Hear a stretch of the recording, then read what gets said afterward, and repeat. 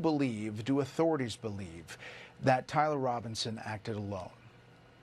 Yeah, yes, Brett. They're very confident right now. Obviously, the investigation is ongoing. They're still following every lead. We appreciate the public who has reached out, but every piece of evidence we have so far makes it very clear that the assassin acted alone. So I saw you read from the...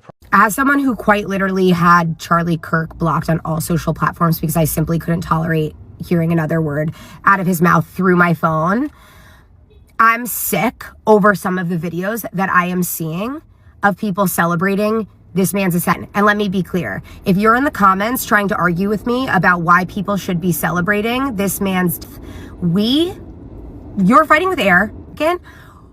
We voted for the same person. Like if you're trying to argue that people should be celebrating, I know that we went to the voting booth and we voted for the same person. Okay? So you're fighting with air. We cannot be a party that advocates for gun control and reform and then be on the internet celebrating when someone that we don't agree with politically is shot in broad daylight. No.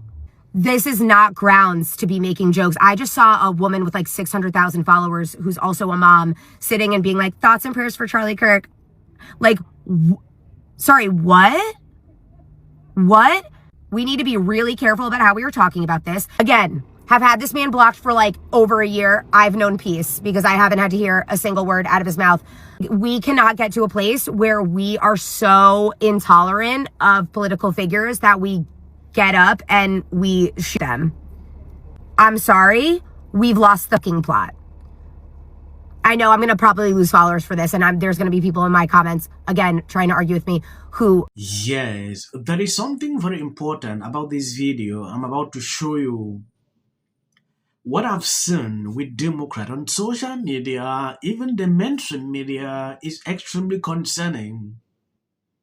We will continue to cover this topic, so you can see the truth coming out. This guy who unalived Charlie was radicalized, and Democrat can accept that. What I see now with them struggling to say, oh, this, that, it's insane. Some even goes further to, create photos of this person with Trump t-shirt. It has been debunked everywhere. Just to make a point. I don't know why they do this every time. I saw some celebrating. It's reacting in downright horrific ways to Charlie Kirk's assassin by blaming Charlie Kirk and the conservative movement for his own murder.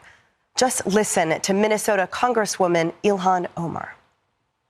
Charlie was someone who once said, guns save lives after a school shooting. Charlie was someone who was willing to debate and downplay the death of George Floyd, downplay slavery and what Black people have gone through in this country. There are a lot of people who are out there talking about him just wanting to have a civil debate. Complete rewriting of history. Cruel indeed. Nauseating. And Massachusetts Senator Elizabeth Warren shrugged off a question about the Democrats' rhetoric. What do you say to people who are saying the Democrats need to lower the temperatures? Oh, please. Right. Why don't you start with the President of the United States? Right? And every ugly meme he has posted and every ugly word. Illinois Governor J.B. Pritzker went as far as to blame President Trump for Charlie Kirk's murder. I think there are people who are fomenting it in this country. I think the president's rhetoric often foments it. We've seen the January 6th rioters who clearly, have tripped a new era of political violence. Fomenting indeed. CBS Mornings host Nate Burleson wasted no time pointing the finger at Republicans. Not everyone took to his words or his rhetoric. At times they were offensive to specific communities. But with that said, this is not the time to focus on that. We are focused on this tragedy. And earlier this week, MSNBC fired analyst Matthew Dowd, who grossly smeared Kirk on air after the shooting.